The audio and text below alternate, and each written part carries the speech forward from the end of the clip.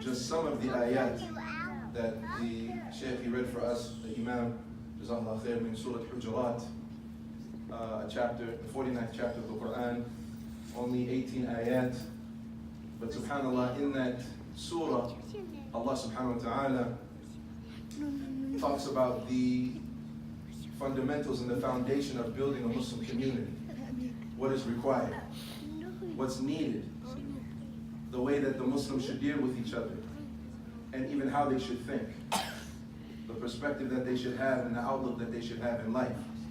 When it comes to the deen, especially when it comes to dealing with Allah, i.e. the Quran, when it comes to dealing with the Sunnah and the legacy of Prophet Muhammad sallallahu alaihi wasallam, which it opens up with Ya ayyuhalladhina amanu la tuqaddimu bayna yaday Allahi wa rasulih. Oh, you believe, don't put anything in front of Allah, His Messenger. That's telling us how we're supposed to deal with the Quran and the Sunnah. Nothing is more important than that. Not our culture, not my personal whims or desires, not my fancies, not my business, nothing. Nothing should come before Allah and His Messenger, sallallahu alaihi wasallam. But that's not what I wanted to talk about. I wanted to mention something else. And that is the manner and the way that Allah subhanahu wa ta'ala dealt with the Sahaba, those people who know, and the way He dealt with people in the community who are ignorant and they don't know no better. So in the ayah where Allah subhanahu wa ta'ala says about those who raise their voices, Ya ayyuhalladhina amanu la tuqaddimu bayna yaday Allahi wa rasulihi. What's the next ayah?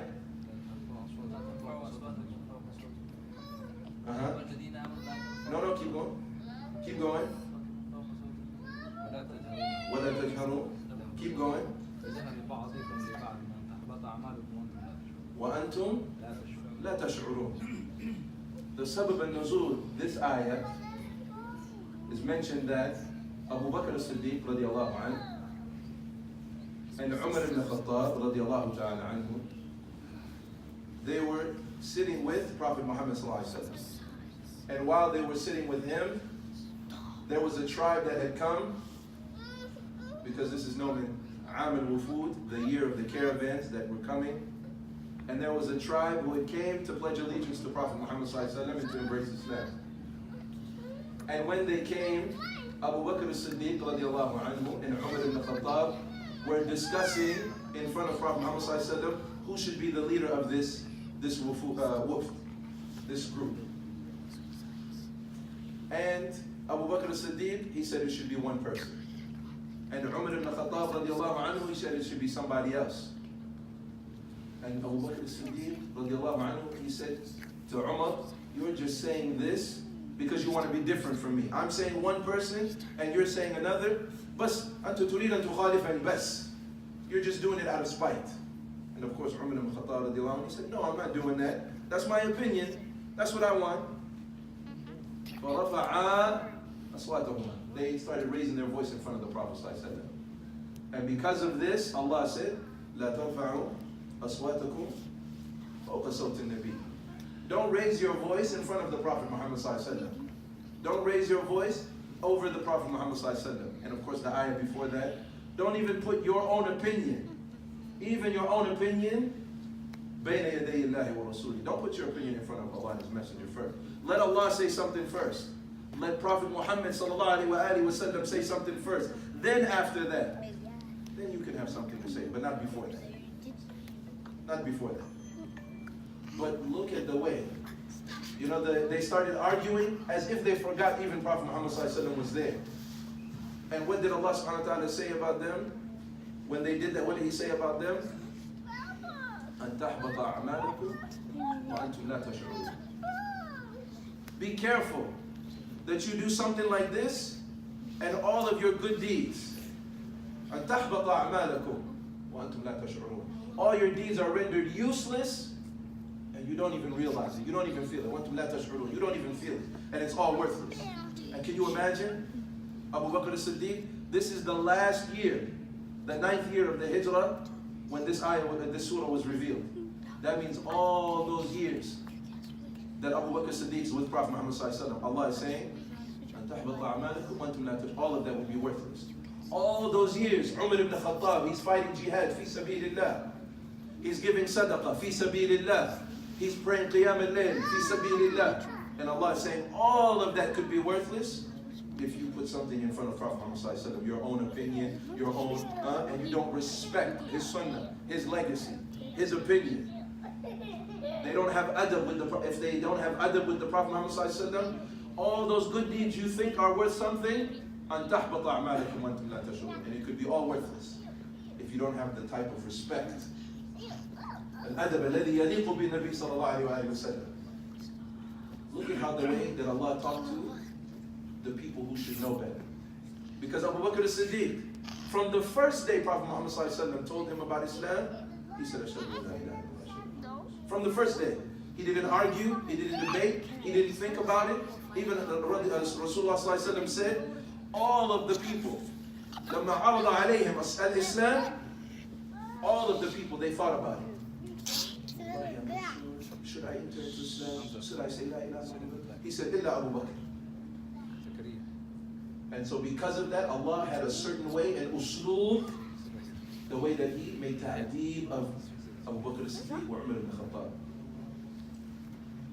لأنهما ربى على يدي رسول الله صلى الله عليه وسلم. هذا ما ينبغي أن يرفع أصواتهما فوق صوت النبي وأمام النبي صلى الله عليه وسلم. لا لا لا لا هذا ما ينبغي لأبو بكر الصديق وهذا ما ينبغي لعمر بن الخطاب. لكن, but if you look at those other ayat, then there's other people. They came. They said they spoke in front of the Prophet, or they came to the Prophet Muhammad sallallahu alaihi wasallam. What's the next ayah, Sheikh?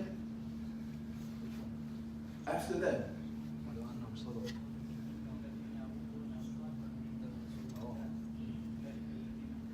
The next ayah. The next one. No, not yet. Just the next ayah, in the order. What we left? إن الذين ينادونك من وراء الحجرات أكثرهم لا يعقلون ولو أنهم صبروا حتى تخرج إليهم لكان خير لهم والله شوف التأديب من الله سبحانه وتعالى لمن لا يعرف لمن لا يعقل أنهم صبروا أن خير لهم والله غفور رحيم. For Abu Bakr as-Siddiq or Umar ibn Khattab, it was more appropriate that they know better. Allah said for them, أن تحبط أعمالكم وأنتم لا تشعرون. لكن هؤلاء الأعراب الذين أتوا من البادية من القرية لا يعرفون لا يعقلون. والله غفور رحيم. Allah, He said, غفور رحيم. For Abu Bakr as-Siddiq, Umar ibn Khattab, Allah said all your deeds could be useless, and for these miskin, they don't know no better. Allah said He's Ghafur Rahim. So what do we benefit from this? What did I want to share with you? Is in the masjid. When we're in the masjid, and I'm speaking to you because most of you come here on the daily. I see you every day here, mashallah. Salat al-Maghrib, Salat al-Isha. I see you here every day. When people come from in the masjid, that you're easy with them, that you're gentle with them. Because look at, when they were talking, Abu Bakr as-Siddiq and Umar ibn Khattab, they were talking right in front of Prophet Muhammad, and they were just raising their voices just a little bit. You know when those A'rab came? Min wara al-hujarat. Ya Rasul, they won't even say Ya Rasul. Ya Muhammad, come to us.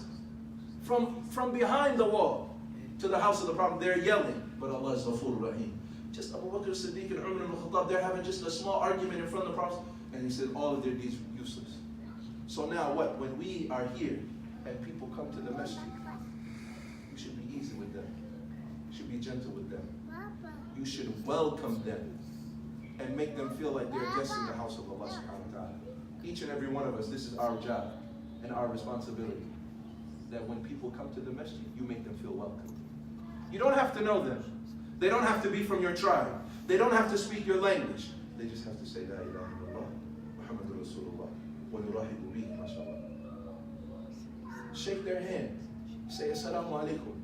Smile in their face and welcome them to the masjid. So that they feel like, I don't know who that brother is, but I want to come back to that place. They made me feel so welcome. They made me feel like I belonged there. They made me feel like, wallahi, I want to make that my second home. You know, my home away from home. That's what the masjid is supposed to feel like.